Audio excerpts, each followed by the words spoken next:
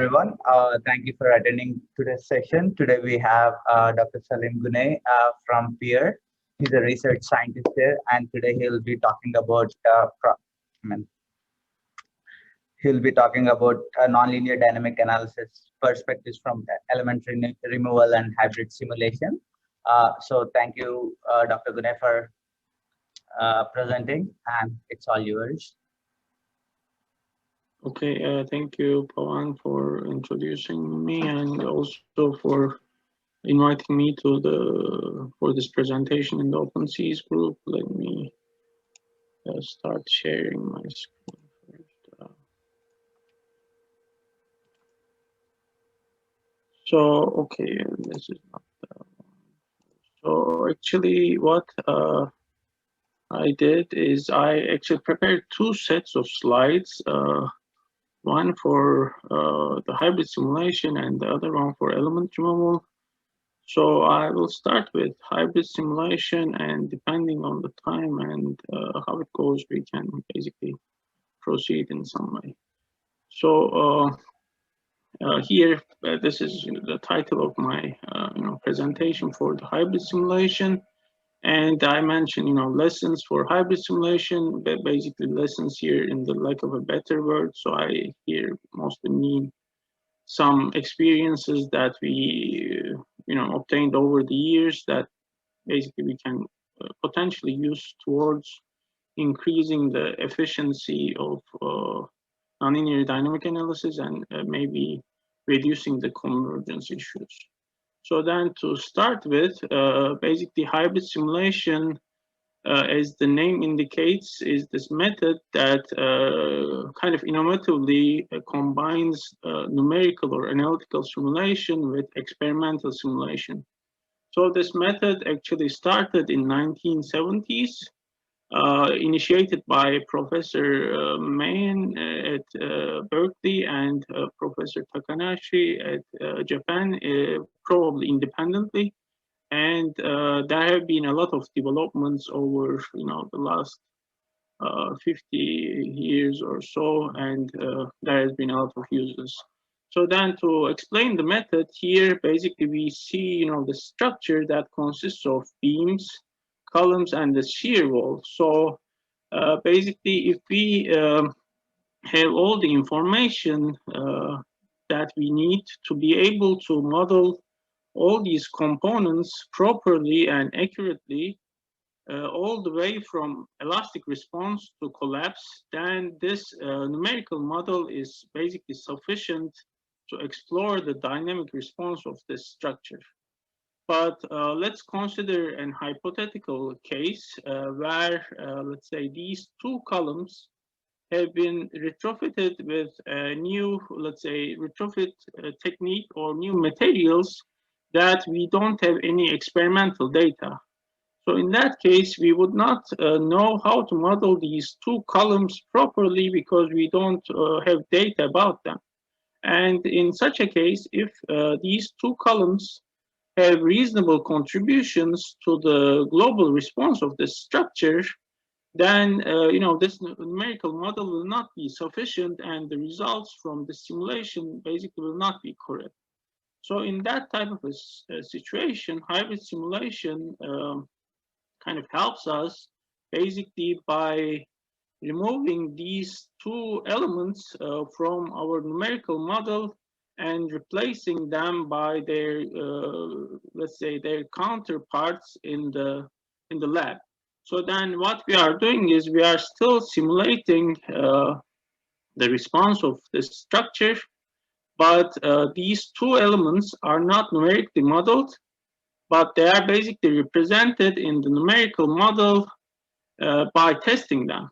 So, and during the hybrid simulation, and we call these experimental substructures, and the rest of it numerical or analytical substructure. And during the simulation, these two substructures basically interact with each other.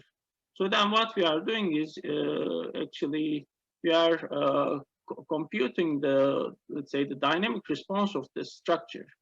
So in that regard, it is not any different than nonlinear dynamic simulation. or nonlinear dynamic analysis, we are basically using the same methods and solutions. So we still need an equation of motion or equations of motion, and we still need to solve these equations of motion using numerical integration methods. But the only difference at this point from regular nonlinear dynamic analysis is in order to be able to proceed with integration time steps, we need to communicate with the lab. So that's the main difference. So then here we have a simple 2 degree of freedom example, and we have 2 springs, and the top spring is basically this analytical substructure that is modeled in the computer, and the bottom spring is basically this specimen in the lab, and we have basically these 2 masses and Rayleigh damping for this model. So we can call this basically a hybrid structure. So then here, as I mentioned, we basically need to first formulate the equations of motion for this. And here, this is our equation of motion. And we need to basically solve this using numerical integration.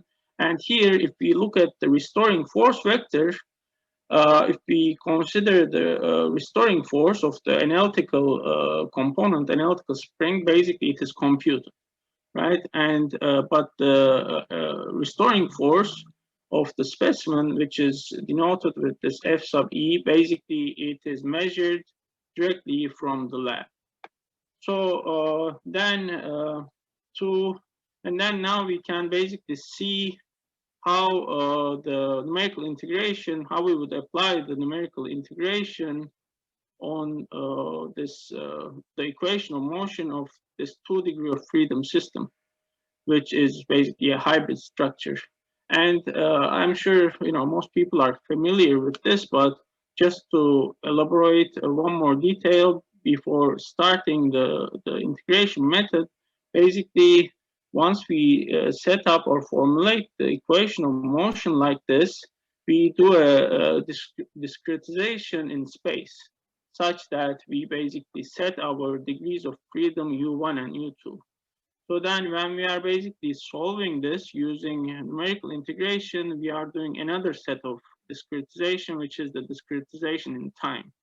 So then in that case, basically we are having integration time steps, and we are basically solving for the unknown quantities for each discretized integration time step.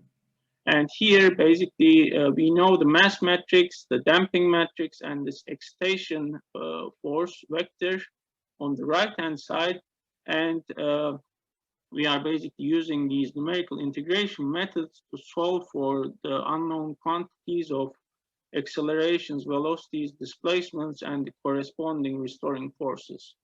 So, and I generally find this explicit Newmark integration, or I generally find it more suitable to use the explicit Newmark integration method to explain this process, because it doesn't have iterations, so it is basically a 4-step straightforward procedure. So if we look at the steps of this, as I mentioned, we have these discretized time steps, and here I+1 indicates the next time step, and I indicates the current time step. So then in the first step of the integration, one integration time step, basically we compute the displacement at the next time step using the quantities from the previous one, using this Taylor expansion or finite difference equation.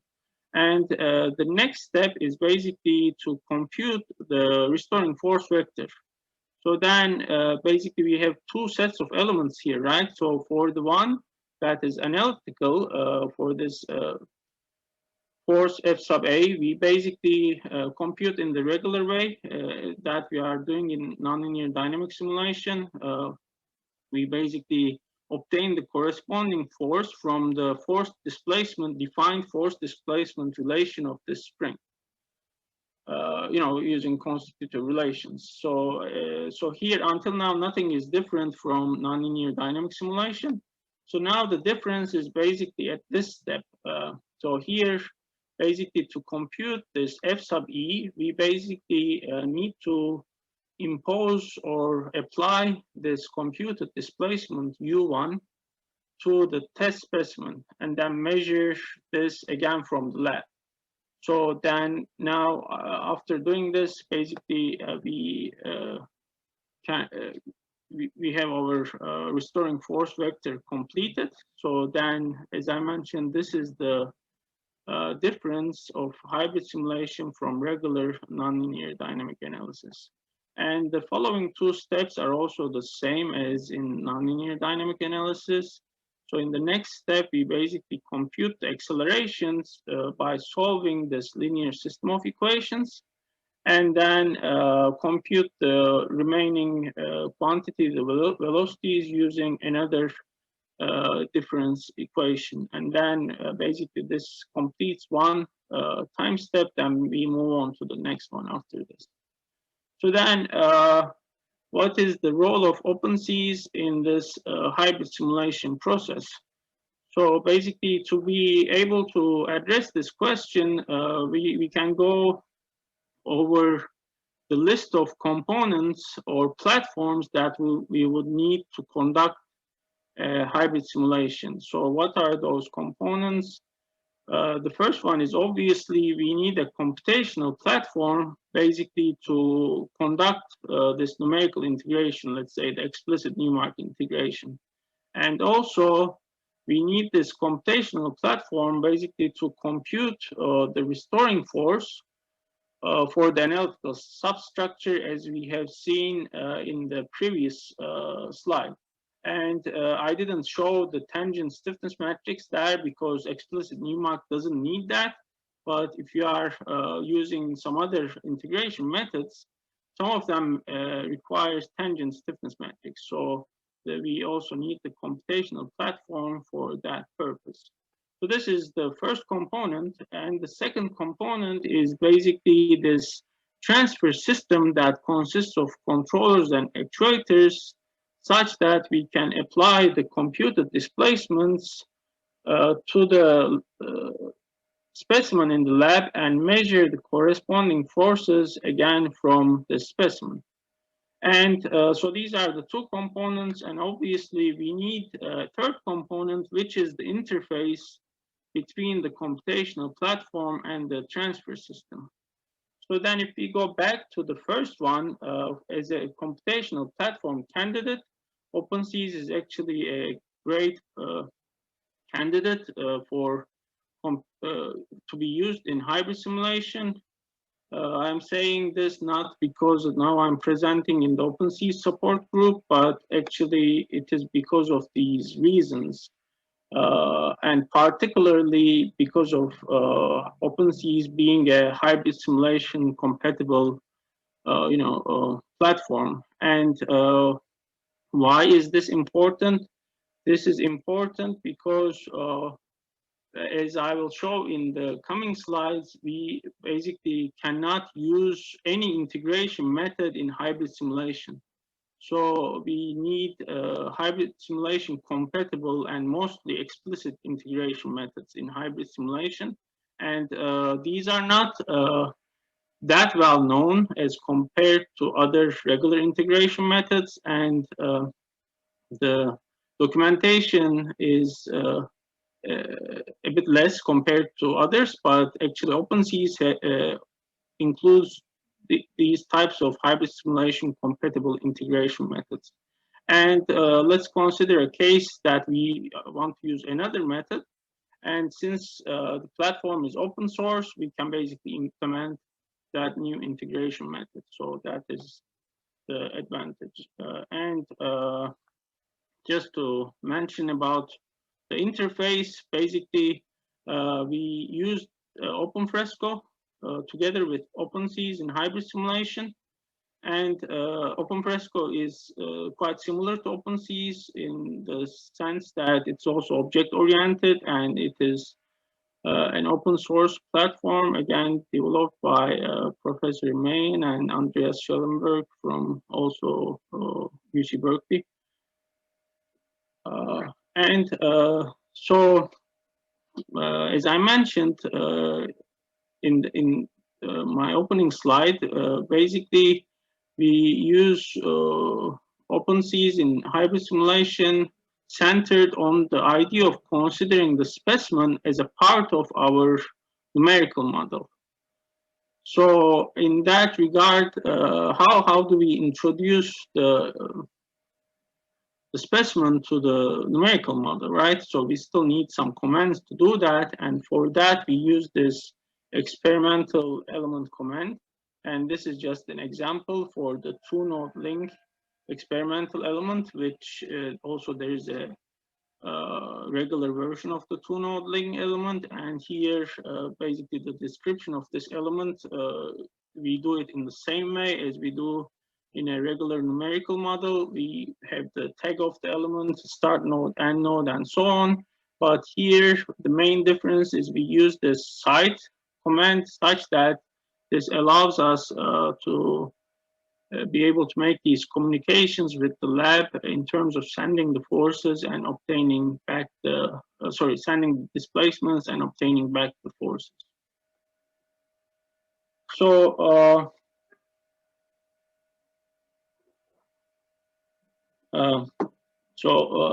now I can basically talk about the integration methods in relation to hybrid simulation, and then I will basically tie this to regular nonlinear dynamic simulation or nonlinear dynamic analysis. So in hybrid simulation, as I mentioned, all the integration methods developed for pure analytical dynamic simulations are generally not suitable, which I'll explain in the coming 2 slides. And the main reason of this is because we have this experimental substructure. So then if we consider an example, the implicit Newmark integration method, which is the most common and standard integration method that is used by almost everybody for analytical simulations, cannot be used in hybrid simulation. And the reason is basically this consists of iterations. So to elaborate a bit on that, let's quickly go over how this method works. So in the implicit Newmark integration, we again have this equilibrium equation, which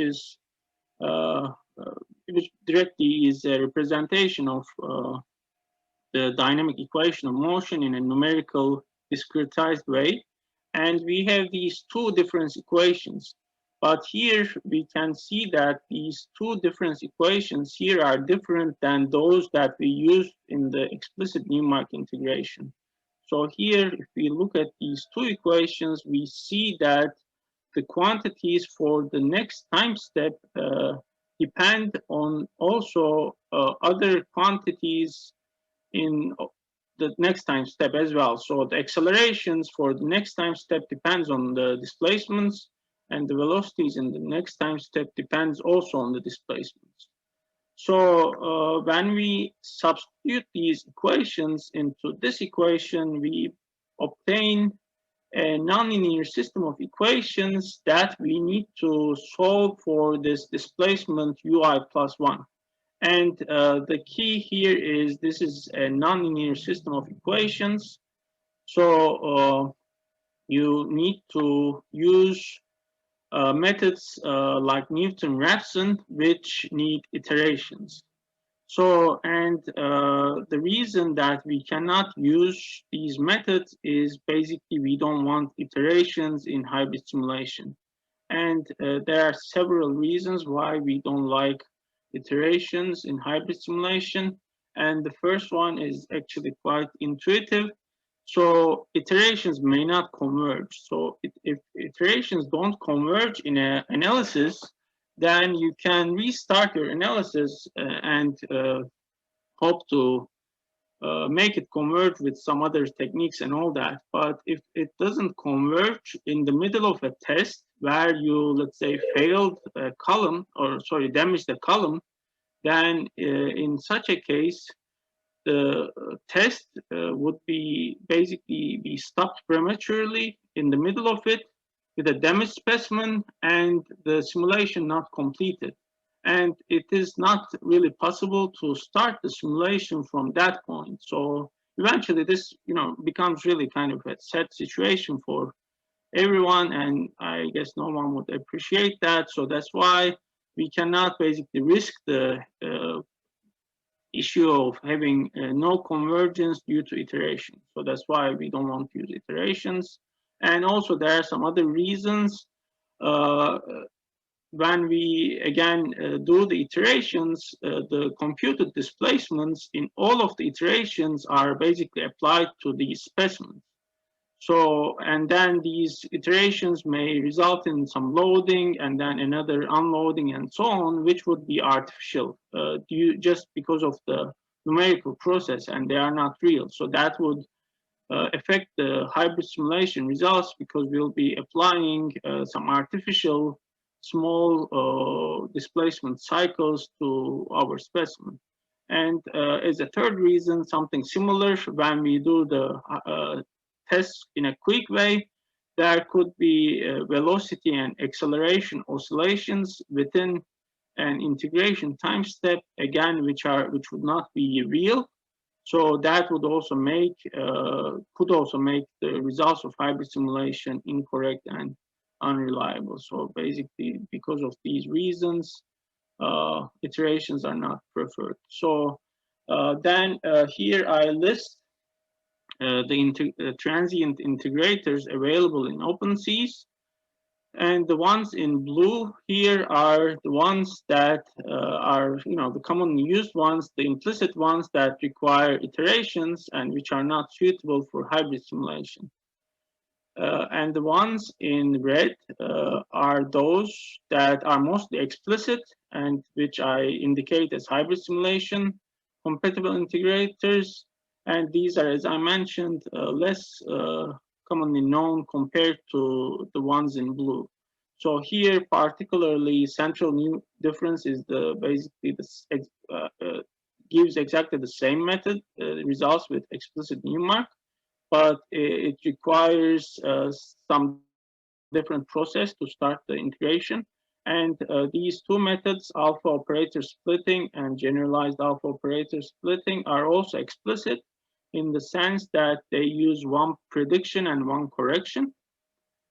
And that's why they don't need iterations. And this method, the last one, implicit Newmark with fixed number of iterations, it has iterations, but we specify the number of iterations without having any convergence checks. So here we basically say, let's say we'll use 10 iterations per integration time step, and no matter what, after the 10 iterations, we will move on to the next time step. So here, this can be used in hybrid simulation, but what we need to make sure when we are using this in hybrid simulation is the number of these fixed number of iterations is actually sufficient not to have big convergence issues that would affect our results. So then this slide basically lists the syntax for these hybrid simulation compatible integrators. And here, starting with the explicit Newmark, you have this gamma parameter, which is basically the same parameter as in implicit Newmark, and alpha OS, which uses this parameter for numerical damping, and same for alpha OS generalized. And for the one implicit Newmark with fixed number of iterations, it is basically the same as in regular implicit Newmark. We have these gamma and beta parameters, and these fixed number of iterations is basically defined with the test command in this case. Also, now tying this to the nonlinear dynamic analysis, actually, these hybrid simulation compatible explicit integrators can be used to overcome convergence problems in nonlinear dynamic analysis. And this is an example from one of our analysis. We basically did nonlinear time history analysis of the spring mass damper model of this, actually the simplified model of this 35-story building, using explicit Newmark integration for 40 ground motions and without having issues. But we need to have a word of caution at this point. It's hard to generalize and have a conclusion that let's go ahead and use explicit Newmark for everything. That it would not be a correct statement actually. And one of the reasons for that is explicit Newmark integration is conditionally stable. With this, stability criterion here, delta t is the integration time step, and t sub n is the highest mode period of your structure. So then if you don't satisfy the stability criterion, basically it will go unstable. And actually when you have a frame with massless degrees of freedom, such as those, the rotational degrees of freedom, where we generally don't assign any mass moment of inertia, you would end up with zero mode periods, and obviously that will not satisfy the stability criterion. So you cannot apply that in that type of a situation. If you use a consistent mass matrix, then you would have some numbers that correspond to the rotational degrees of freedom in the mass matrix. So in that case, you can potentially overcome this issue. And also, rather than using explicit explicit integrators directly for the whole simulation, you can use these only when you have convergence problems as part of the adaptive solution strategy. So let's say when we have some convergence problem, we try another nonlinear solution algorithm, right?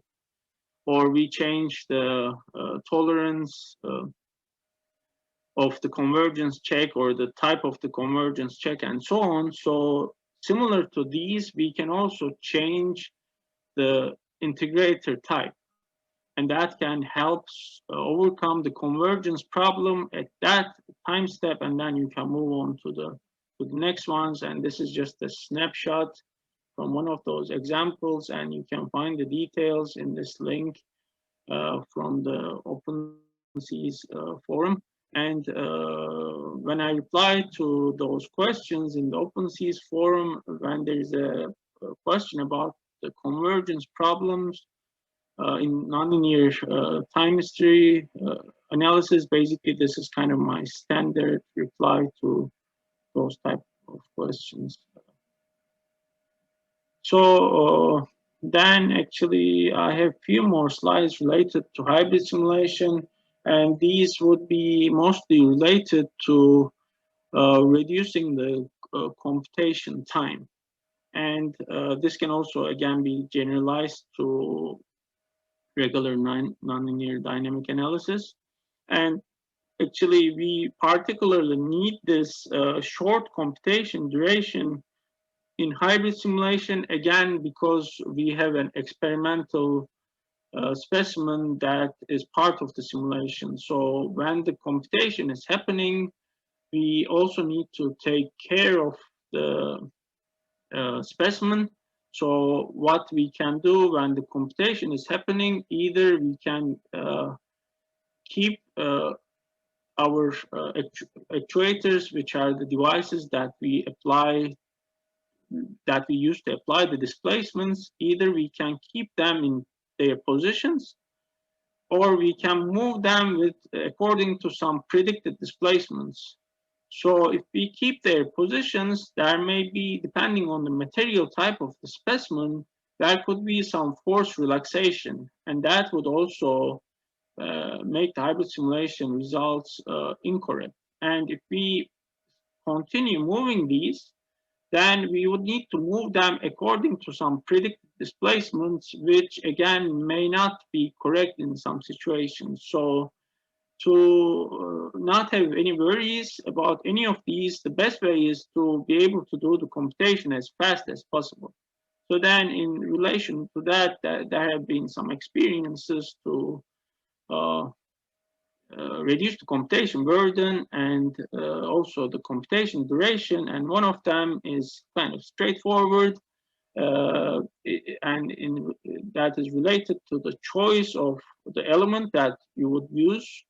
And here there's this example. So if you would choose from different elements, so you would for the case of elastic analytical substructure, or let's call it an elastic analytical model, you would obtain the same results from using elastic beam column element or force-based beam column element with an elastic section.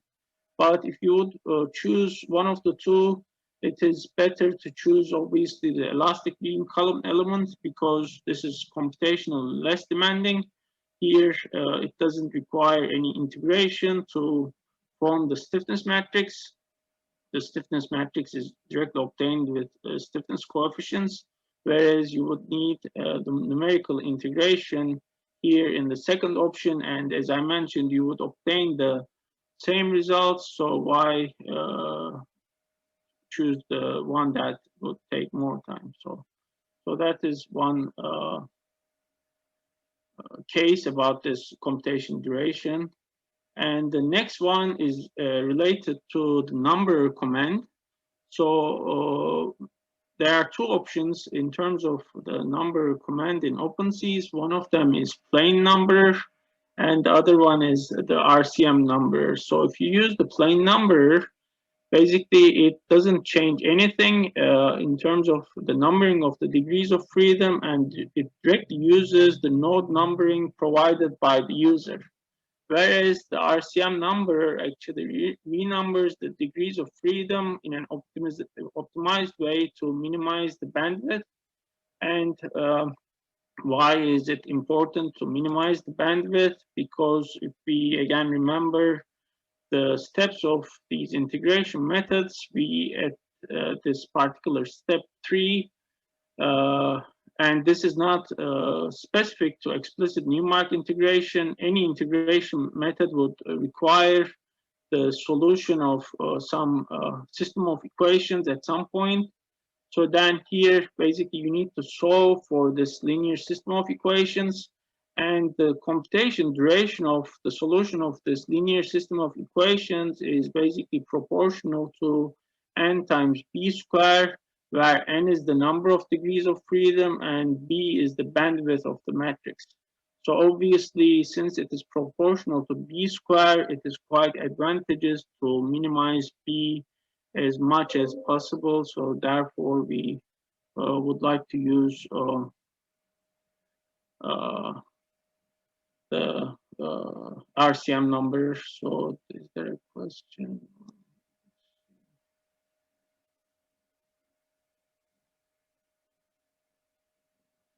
Okay, so this is okay. So then, yeah.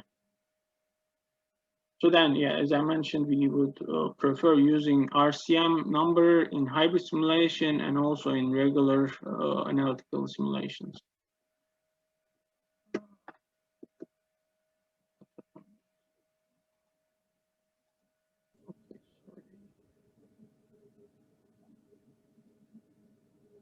My computer froze for a while, so now it's back. Okay. So, oops, yeah, these are irrelevant. Sorry, I forgot to do okay, so the next one that I would like to mention is related to the system of equations solver. And again, we basically need the system of equation solvers to solve for these linear system of equations. And there are several options available in OpenSees for this purpose. And here we consider how we solve for these linear system of equations. We have this coefficient matrix. And if we consider the case where this coefficient matrix is constant throughout the entire time history, the factorization of this coefficient matrix will be sufficient to be done only once at the beginning of the simulation, rather than doing it at each of the integration time steps. And basically, this can be done in OpenSees, not directly with a command through the system of equation solver command, but in this algorithm linear, when you specify factor once, it does this factorization only once at the beginning of the simulation, and that also saves you some time. And we can use this with explicit Newmark or operator splitting methods, because in those methods, the coefficient matrix here would basically be constant throughout the entire time history. And since we don't have any iterations in these methods, we can use the linear algorithm rather than a nonlinear solution algorithm. And in that case, we can do factor once together with the linear algorithm here. But we cannot obviously use this with implicit Newmark, because in the case of implicit Newmark, the coefficient matrix would include the tangent stiffness matrix, and that would change during the time history, and therefore the coefficient matrix will not be constant. And since it is changing, you need to do the factorization in every time step. And this slide just shows some reduction in the computation time due to this single factorization option. And it shows basically you can reduce the computation time up to 1/3 of the multiple factorization case. So, okay, so I think this is the end of my set of slides for hybrid simulation. So maybe, I don't know how we can do this. Should I go with the next one, or should we have some discussion at this point? I mean, does anyone have any questions on the hybrid simulations part from audience? So, Selim, that's Michael. Yeah. Good to see you again.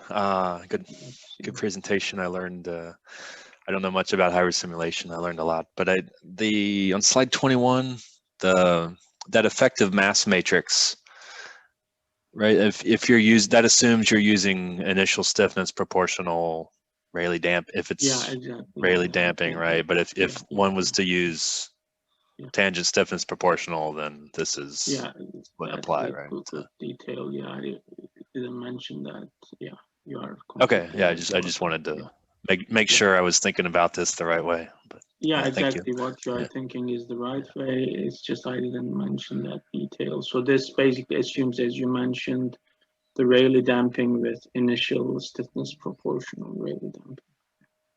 Okay. Thank you. Yeah. Any other questions from anyone?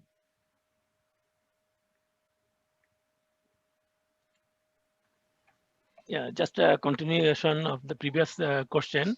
So this meant this tangent stiffness matrix cannot be used for this case to calculate the damping matrix, or this is strictly for the initial stiffness matrix. You can use it, but then you shouldn't use the factor once command, because then in such a case the effective stiffness, effective mass matrix will not be constant throughout the entire time history. So this should not prevent you from using tangent stiffness proportional damping, because it has its own advantages to eliminate these, spurious forces and all that. So if needed, obviously you should use that, but in that case, it's just you don't use factor once, like this here. You just skip this. Okay. Because otherwise it will not be correct. Okay, yeah, that's the thing. Okay, thank you.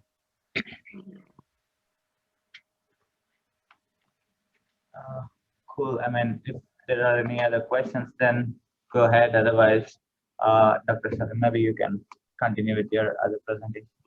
Okay, so can you hear me? Can I ask one question, please? sure. Yes. Yeah, thank you. Good presentation. My name is Gideon. I've been working with hybrid simulation quite recently. And my question is not related to your slides, but I want to ask a general problem that I have been noticing related to a new development in hybrid simulation, especially related to OpenSees and OpenFresco. For example, the developments done by Kim, where he used OpenFresco to perform force-based hybrid simulation. Are these new developments really available in the official version of OpenFresco, or what sort of efforts are underway to really collect all these new developments? Thank you. Yeah, so actually that is a good question. So one of the answers to that is sometimes it is directly good to contact the person that did that development. So in that case, for your example, for force-based hybrid simulation and all that, it is, you know, it would be beneficial to directly contact Hong Kim, who is the developer of that. So because sometimes, you know, depending on the time of the people or the logistics and all that, not all the developments go into the standard version. And the best source of getting this information related to those, or let's say how somehow you can access their, let's say, C++ files or their own versions, I think the best way of action would be to directly try to get in contact with those people. I mean, the developers of what you are interested in. And I know most of those people, and if you cannot access them for, you know, whatever reason, you can also let me know and I can try to put you in contact. Does this Okay, answer your question? Yeah, it answers all my questions. So I need to contact every developer and try to reuse their codes. For this, let's say you can contact Hong Kim, and if you don't get a response, you know, for a while, just let me know and I can try to reach. I appreciate it. Thank you. Cool. Okay, so maybe you can start with your next presentation, Dr. Gunay. Like. Okay, so I think I need to be quick with the next one. So let me try to speak faster. So, okay, so this one is basically related to nonlinear dynamic analysis using element removal. And here the application is particularly on reinforced concrete frames with unreinforced masonry infill walls. Therefore, I included a few other modeling aspects that we did in this work in these set of slides. I'll go over that. So this is just outline, some motivation why this work was done. And here, these are the three, we can call these as modeling aspects that we considered. And one of them is the infill wall removal. And part of this also includes this in-plane, out-of-plane interaction of infill walls and some column shear failure modeling due to infill wall frame interaction. And here, this is a quick motivation why this was done. So basically, for those who are not familiar with these types of structures, the URM infill walls in RC buildings have their advantages because they contribute to the lateral force resisting capacity and also stiffness. And they provide some additional damping, which is valid up to some certain moderate hazard levels. So it has the benefits up to some hazard level, but in really large earthquakes, it has the detrimental effects, such as the formation of a soft or weak story during shaking because of the sudden brittle failure of these members, and also because of the interaction with the frame, they can lead to shear failure of the columns. And because of the in-plane, out-of-plane interaction of these infill walls, they have reduced capacity in both directions, and also, in terms of practical threats. So the debris from the out-of-plane failure could be a threat for life safety, and also when they are not arranged, when they are arranged in an asymmetric way, they could lead to also significant torsional effects. So then, actually, since that they have both benefits and disadvantages, so we need to quantify the effects of these on the structural response. So that obviously requires proper modeling. So that was the motivation, and for that proper modeling, these are three aspects that can be considered towards that direction, but more could be added obviously to this list.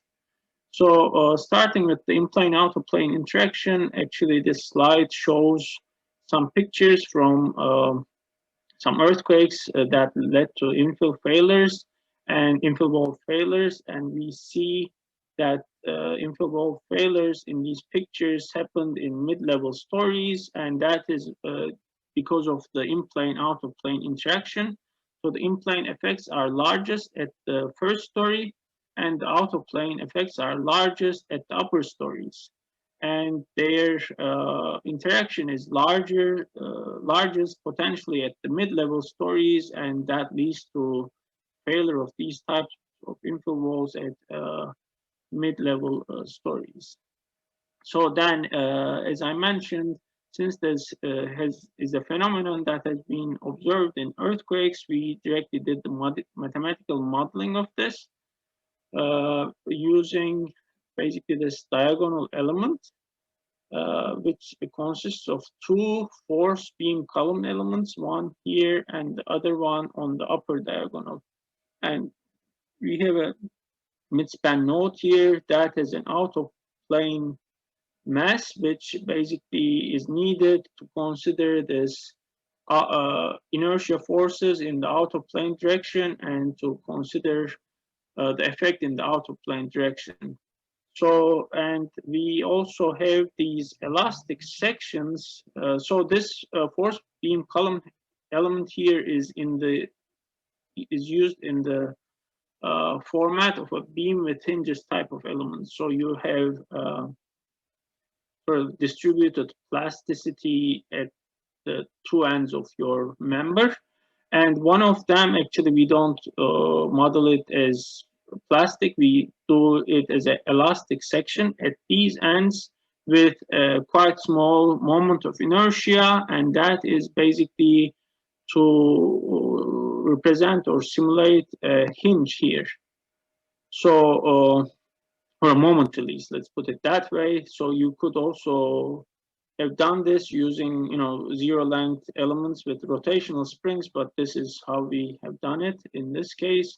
And these are actually the plastic hinges or the plastic parts at the ends of the members, where we model these with inelastic fiber sections. And by this type of modeling, what you obtain is you basically have a compression truss member in the in-plane direction, in the diagonal, and in the out-of-plane direction, you have a flexural member, which is, something closer to a simply supported beam or with a beam with springs at the ends.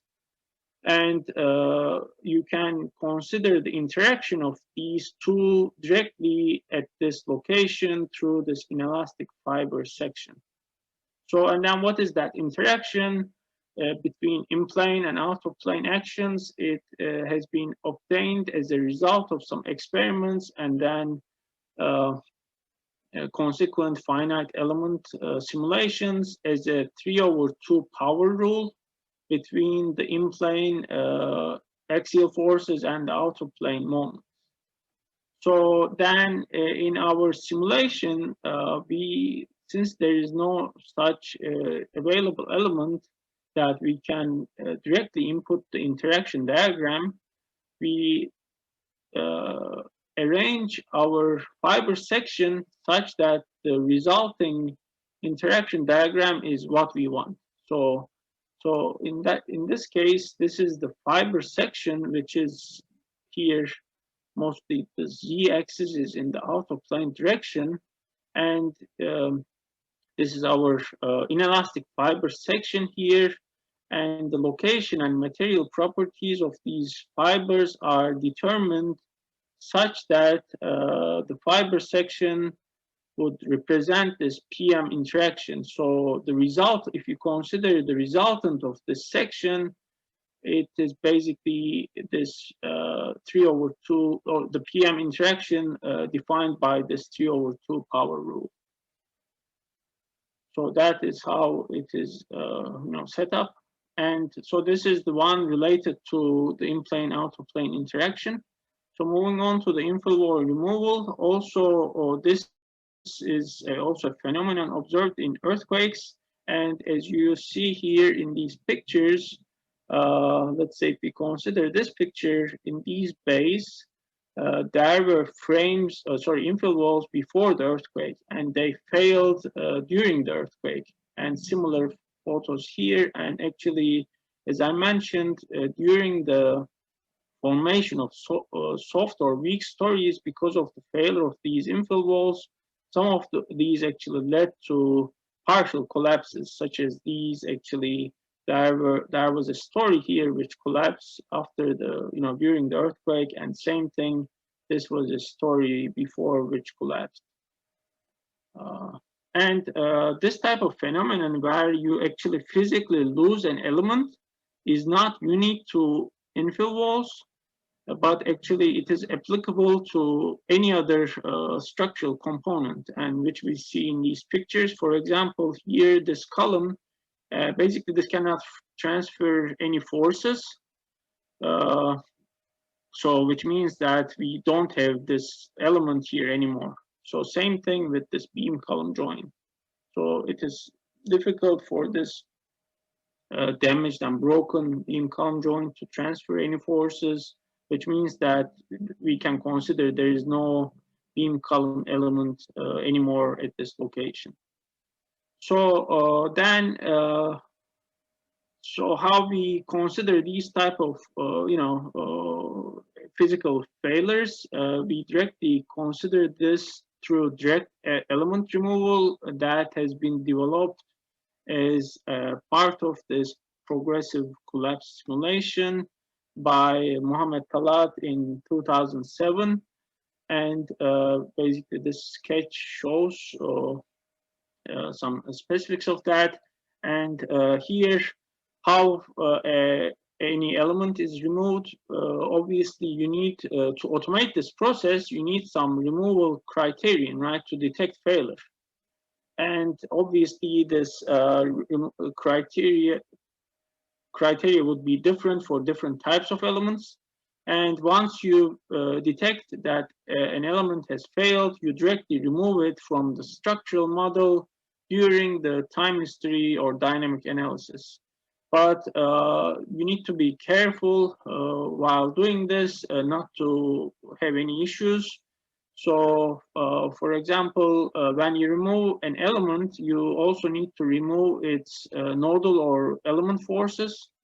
Otherwise, you cannot proceed with the element. Or let's say if we consider this case, if we remove this element and if we remove this one, the one in the middle will not be supported, and basically this will be unstable, and the solution also cannot proceed. So also you need to do some bookkeeping and also need to remove this element. Similarly, if we consider, let's say, this cantilever here, when you remove this element, you need to remove this node for the same purpose. So that's why this type of element removal and automatization of this requires some bookkeeping.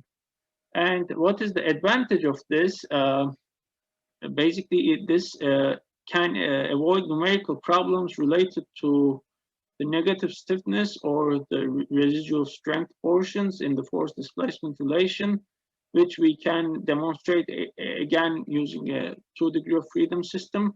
And if we consider the force displacement relation of this spring is, let's say, defined by this trilinear force displacement relationship, here the numerically challenging parts are this negative stiffness region or the residual strength region. So then if we actually remove this element when we are somewhere in this negative stiffness portion, we are not only removing this element that does not exist anymore because it practically lost most of or all of its resisting capability, but we are also removing the numerical problem in that sense.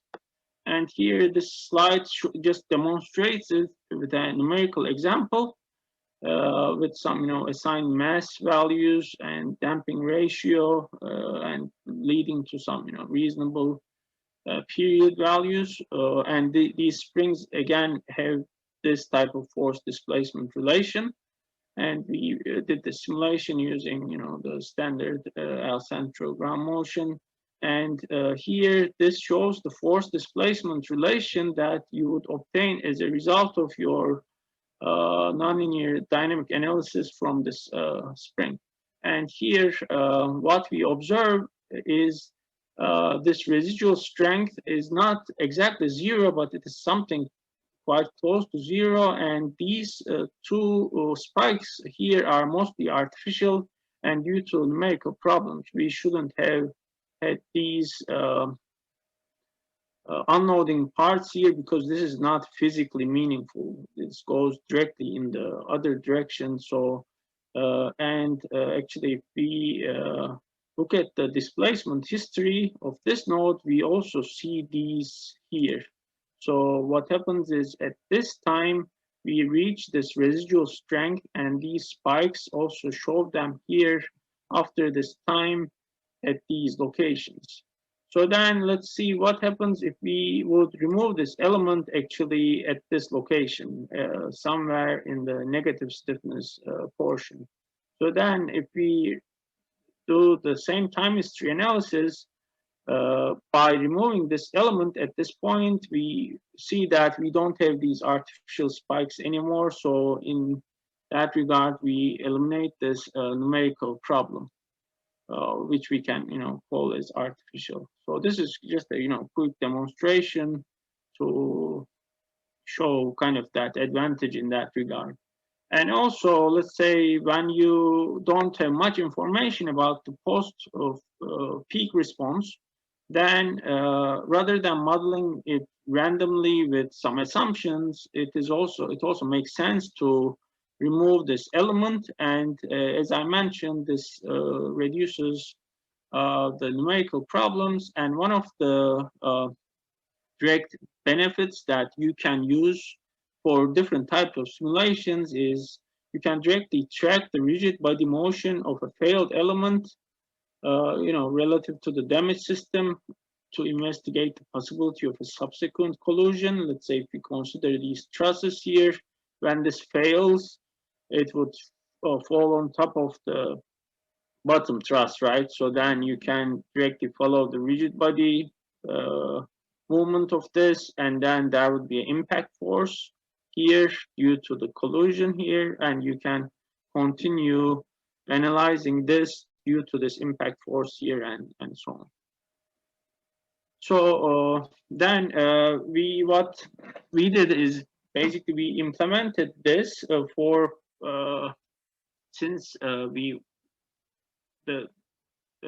applying this for the removal of infill walls is quite intuitive and backed up with observations from earthquakes. We directly implemented this, and for that, as I mentioned, we needed a removal criterion. And here, this interaction curve that is represented in terms of in-plane displacements and out-of-plane displacements is our removal criterion. So then what happens is when during the time history, when the combination of in-plane and out-of-plane displacements reach this interaction curve, then we basically remove the element at that point. And this algorithm directly specifies what's going on in that regard. So, and here, because there is not any experimental data about this, we directly follow that 3/2 power rule that we used for the force interaction for the displacement interaction. And okay, so then here, as I mentioned, if we consider, we did the analysis on this 9-story, actually reinforced concrete, non-ductile reinforced concrete frame. Here, this is just a demonstration when basically for this element, when the in-plane, out-of-plane combination of those displacements touch this interaction curve, basically this element is directly removed from the model, and then the time history also continues after this. And actually, this is a video that demonstrates that. And here, this is the numerical model, which will see the the deformed shape during the time history analysis, and this is our interaction curve, and this represents the ground motion. Here, let's see. So then, actually, this represents the interaction curve of this member. So then, when the simulation continues, basically, oops.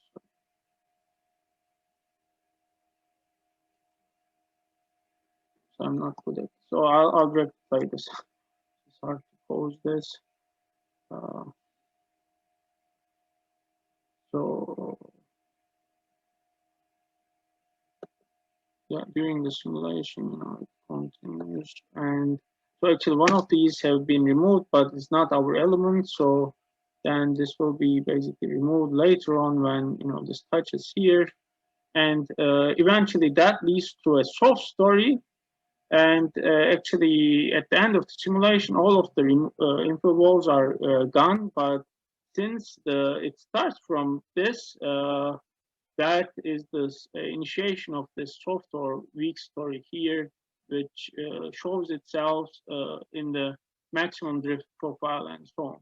So then to complement the study, we did a retrofit in collaboration with Mars Structural Design. At that time it was Tipping Mar, but now it's Mars Structural Design with David Marr from actually Berkeley. And they came up with this rocking spine retrofit, where you actually retrofit one of the base, one of the infill walls in one of the base using some concrete layer, a thin concrete layer, and with some mesh reinforcement. But beyond that, you allow rocking, which you basically allow the uplift from the foundation. Kind of a protective system type of approach. And in that case, this just shows the inter-story drift ratio from the nonlinear time history results. And obviously, we see this soft story or here in the case of the as-built structure. And this, again, is mainly due to the failure of the infill walls during the time history simulation. And as we see here, this building had the infill walls at all the stories, so it wasn't actually a soft story from the beginning, as compared to like openings in the first story from the beginning due to garages or something. It didn't have that issue from the very beginning. So the soft story, it's kind of useful to highlight that the soft story actually happened during the ground motion because of the failure of the infill walls. And we think that removing the infill walls helps us to be able to capture that formation of soft story during the time history analysis. And here also we show that the retrofit actually helps to make the inter-story drift profile kind of uniform, which is the ideal case, right? And here another demonstration basically for the retrofitted case. And here These represent that rocking spine here.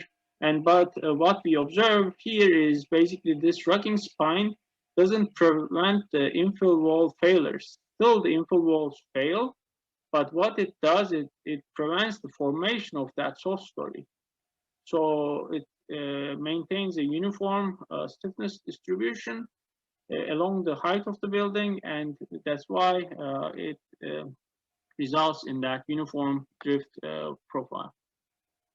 And this is, just some fragility curves that is obtained as a result of those analysis that used not only single motion, several motions to be able to obtain the fragility curves. And this was done for several limit states that correspond to, light damage, moderate, or major type of damage. And we also observed the benefit of the retrofit also from these fragility curves here. So that was just the application on this non-ductile reinforced concrete frame, but actually this removal can also be used for code design buildings. So, and why it can be used for code design buildings? Because when doing structural design, the process doesn't include infill walls in the structural analysis model during the design. So you do your design without considering the infill walls. So your structural analysis model doesn't have the infill walls. And this is not a problem for the US because in the US codes, when you design these buildings, still you don't consider the presence of infill walls, but you need to separate the infill walls from the frame so that they don't interact when you design a building in the US according to the current codes. So, but this is not the case in other countries in the world. So in that case, it could be a problem designing the building without infill walls, but then later on seeing the response when actually you have infill walls. So basically to study that we designed this following regular design procedure without infill walls. And then we did two sets of analysis, one without the infill walls, like the bare frame, and the other one with infill walls.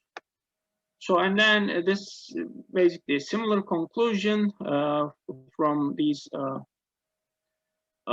instances that correspond to the time of the peak roof displacement, where you have these infill walls failed, particularly in the second story, again, because of this in-plane, out-of-plane interaction, and the formation of the soft story at this level because of the failure of these infill walls, both in longitudinal and transverse directions. And this is also reflected again in the interstory drift or the story drift ratio profile along the height of the building, where we see, these concentrated drifts at, again, the second story, which are more uniform in the case of the bare frame, as you would expect from a code design building, right? So, but again, this is only one ground motion, the results with only one ground motion. So it is difficult to make a direct conclusion about this. Obviously, this requires more analysis with different ground motions to see this is observed in other ground motions as well.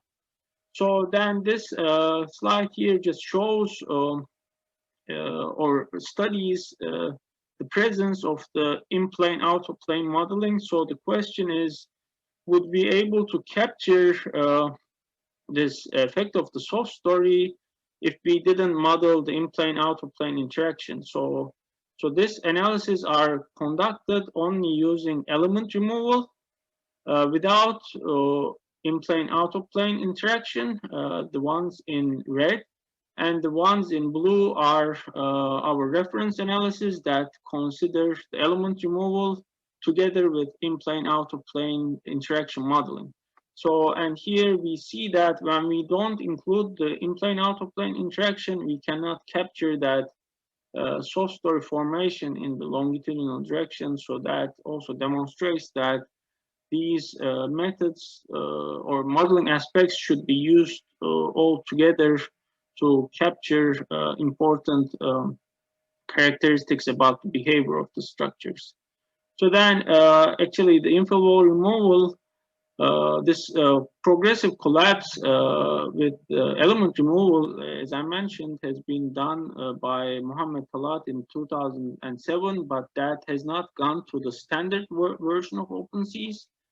But we have the infill wall removal, particularly in the standard OpenSees version that you download from the website and so on.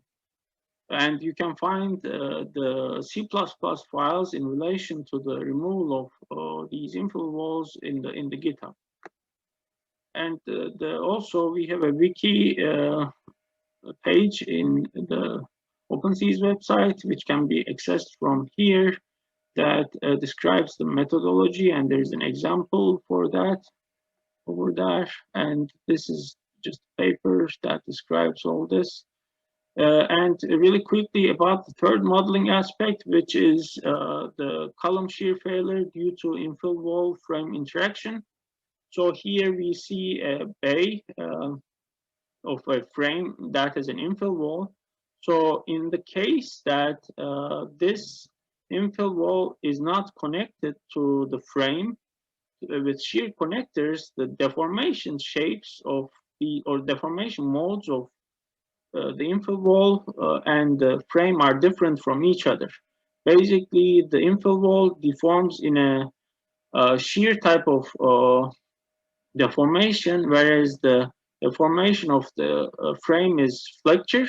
So due to these two different deformation patterns, as we see here, the frame separates from the infill wall at these locations. So then it just maintains its contact with the frame only in the corners, which means that the force transfer is basically done through this diagonal strut. And basically this is the main reason why the infill walls are mostly modeled with diagonal struts. But in terms of the interaction of the infill wall and the frame, the horizontal component of the compression forces in this diagonal strut basically transfers additional shear forces to the column, and that can potentially lead to the shear failure of the column because of these additional transferred forces. And also similar to the two modeling aspects that I mentioned before, this phenomenon also has been observed in earthquakes. Here, particularly, we see that shear failure in this column most likely due to the additional shear forces that is transferred from this infill wall here, and something similar that is observed in this other picture. So then we actually followed a quite simple methodology to consider this additional shear force. So what we did is we directly added this additional spring in series to the column using a zero length element. So basically this is the node, which is the end of your column, the top node of the column. And also the infill wall gets connected here, and this is the node at the end of the beam. So there is a zero length element between these two that represents this shear spring. So, and the force deformation relationship of this shear spring directly represents the shear response of the column. So that it represents that, and we consider the equilibrium of this node, the horizontal force equilibrium of this node. Basically, the force in the spring is equal to the sum of the shear force in the column plus the horizontal component of the compression force here. So in that regard, this directly captures this additional shear force, horizontal force transferred from the diagonal strut member. And just to wrap up with some conclusions. As I've shown in those pictures, there is considerable evidence from past earthquakes to support the necessity of employing the discussed modeling aspects, particularly for reinforced concrete frames with unreinforced masonry infill walls. And the presented applications demonstrated that inclusion of the considered modeling aspects in analytical models allowed the simulation of damage that we observed in real earthquakes, like the formation of the soft story or the shear failure or shear damage in the column and so on. And particularly analysis of the 9-story non-ductile RC frame with the URM infill walls demonstrated that it is possible to capture the soft story formation during the earthquake shaking, as I mentioned, as a result of the removal of these walls. And also because of this infill wall removal capability, we were able to show that these rocking spine actually didn't prevent the failure of the URM infill walls. So it just, as I mentioned, allowed the formation of the soft story, and how we made sure that about this particular behavior with the rocking spine, the infill wall removal capability basically allowed us to reach to this conclusion. And in terms of the analysis of this code design building, basically we showed that you both need the in-plane out-of-plane interaction and infill wall removal if you want to, let's say, capture the soft story formation in the mid-level stories. And in terms of, performance-based earthquake engineering analysis, which expects you to do some realistic simulations, these analyses also demonstrated that these considered modeling aspects are essential for these purposes. And in terms of, the last aspect, which is the shear damage, actually in literature there is limited work in relation to this aspect. So in that regard, the nonlinear shear spring that I described in that simple application can be considered as a practical modeling application to consider the shear damage due to the infill wall frame interaction. So, okay, I think this concludes. Well, okay, I tried to go fast. Yeah, okay. So yeah, this is the end of my second set of slides. Thank you for the presentation. And any questions from audience, obviously, or Mo, do you have any questions? So Selim, it's Michael again. Nice presentation. Did you run into some convergence problems with doing these element removal scenarios? Or how did you? I mean, this has been a kind of a long time that I have done these analyses, but I remember having convergence issues, particularly, because of that sudden removal of the element and the redistribution because of that. And that was more pronounced in this non-ductile RC frame because, mainly because of other sources of nonlinearity. And I think we followed these adaptive solution algorithms to be able to overcome those issues. And also, reducing the time step and all that, such that this need for redistribution will not be pronounced that much when you have a, let's say, a smaller time step. Yeah. Okay. But sure, this also leads to some potential convergence problems. Yeah. Yeah, but yes, the time step is probably has to be fairly small, right? Yeah. So yeah. the times that can be a potential solution. Yeah. Okay. Thank you. Yeah. Any other questions?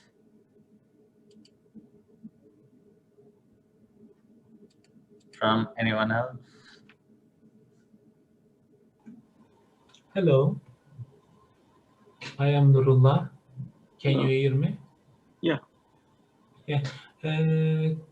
I want to ask about, could you a little bit more explain about the model at page 29, I think? About the definition of spring. Oh, here you mean? 30, yeah. Yeah, the definition of this spring, it seems the spring is between the column and beam. Yeah. Is it between column and beam, or just between the corner of the column and beam connection and the strut? So actually, since this is a zero length element, these nodes are actually the same, have the same coordinates. So this is just, I have the spring here for demonstration purposes. So if we consider this case, we have one node here at the end of the column and sort of left end of the infill wall element, the diagonal strut, and another node at the end of the beam. And our zero length element is between these two nodes. Thank you. Kind of more clear. And I also want to ask about, when you define strut, do you consider both the tensile and compressive behavior, because it is diagonal, and the living time history analyzes when the direction of the earthquake change and other direction become compression at the wall? Yeah, actually that's a pretty good question. So you are completely right about that. So actually, when you use the conventional methods of modeling infill walls with diagonal struts, you would have two diagonal struts, one in this direction and the other one in the other diagonal. So then the one in compression would be active and the one in tension would basically be inactive, because you will model the masonry with zero or small tension strength.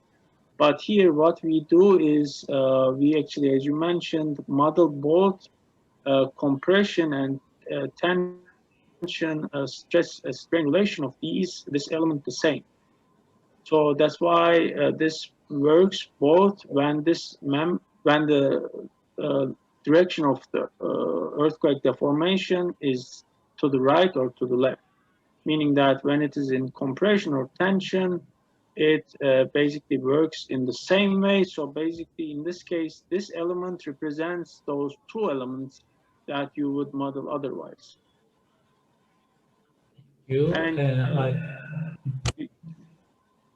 And the reason that it is done in that way is because, let me go here, because of this basically, since here we know that we want to model this interaction curve due to this 3/2 power rule, or it could be anything else actually. But since our objective is to achieve this interaction curve, we adjust our fiber section such that the resultant of the fiber section is this interaction curve. And basically here you see this PM, and the P, it is modeled such that the axial force, this interaction curve is also applicable in the negative P, which means that it works both under compression and tension, and that is basically needed because there is only one diagonal member. Thank you. I want to ask one more question. What kind of element did you define did you use at OpenSees to define these wall properties. Yeah, element type. Yes. Oh, this is yeah. So we used this force beam column element, but not with full distributed plasticity. So it again that's why it corresponds to this older beam with hinges element, where you have plasticity only at the member ends. And that is considering that, you know, if you consider this in the auto plane direction as a kind of a simply supported beam, the largest moments are here, right? So then your inelastic response would happen here, actually. That's why we didn't consider a fully distributed member, but actually you can also use a fully distributed inelasticity along the force beam column element. But particularly here we use the one that corresponds to the beam with hinges element. Thank you so much for your explanation. Thank you. And so, Selim, you said you use like a very small eye at the ends too, right? And the red portions, right? These red portions. So that's basically, we did that as a way of representing here moment releases. Okay. Cool. Any other questions from anyone else? I mean, we are running out of time, so like, please be quick. I know like people jump in last minute, that's why. Cool. I mean, if there are no questions, then we'll end the discussion here. Thank you, Dr. Gunay, for your presentation and answering the questions. And I'm sure like this presentation will help like whoever wants to model this in future. So thank you again. You're welcome. Cool. And yeah, so next week we will have another presentation on 19th, and Anurag will be presenting on 19th about the post-processing features and other things. So I'll send everyone like an email out soon. Thank you. See you in 2 weeks again.